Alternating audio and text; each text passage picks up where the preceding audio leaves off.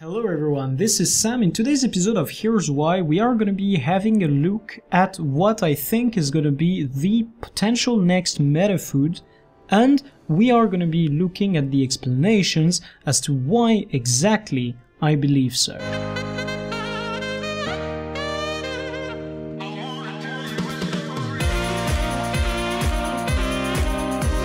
The first thing that there is to know when it comes to the food that is used in raids or fractals is that it aims at granting stats that are not already granted by the gear nor capped.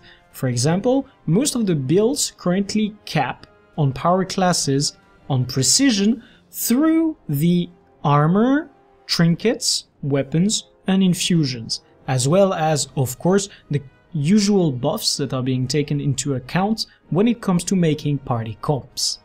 Now, what is actually becoming interesting for us is the way Spotter has been changed on Ranger. Spotter was previously giving 150 precision and now only gives 100. It means that for groups that are running a single druid, it is possible for the people who are in the second subgroup to just use a food that would grant them this 100 precision that is needed to bridge the gap to a 100% crit chance without necessarily having gear that they would be swapping to. Indeed, most of the power classes use the bowl of sweet and spicy butternut squash soup as their DPS food because it has 100 power and 70 ferocity, which are the best stat increases that you can have in order to maximize your effective power. Now, if you are in the subgroup that does not have Spotter, you can bridge the precision gap by simply using the bowl of curry butternut squash soup, which gives you the 100 precision needed to get there. The reason why we are going for food that gives precision and ferocity is that past a certain point, ferocity is a better investment than power when it comes to getting higher damage, which is basically what effective power calculations boils down to. As a matter of fact, I believe that the bowl of curry butternut squash soup has a strong potential to become food that will be used more widely in raids. You could also be tweaking your build around so that you could be using the bowl of curry butternut squash soup as your main food.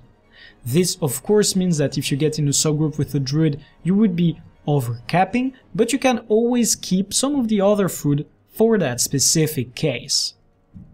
Now, of course, this is not going to become the meta food per se. It is probably not even going to become a food that is widely used unless some specific build site starts saying that this food is good, or that we get a PSA on Reddit stating that this food is a good one to swap in.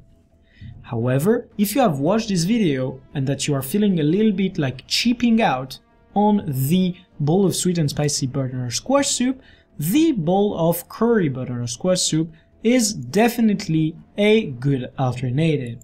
Indeed, its price on the trading post is 10% of what you would pay for the bowl of sweet and spicy butternut squash soup.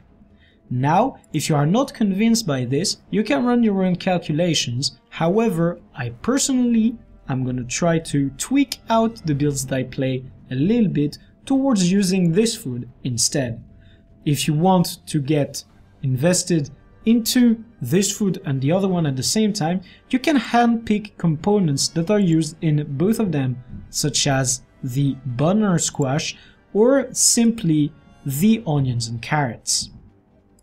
I hope that this video has brought to you some useful information and that you can make some clever investments based on the content that has been brought to you. If you wish to support the channel, you can leave a like under the video, comment under the description, or simply join our Discord.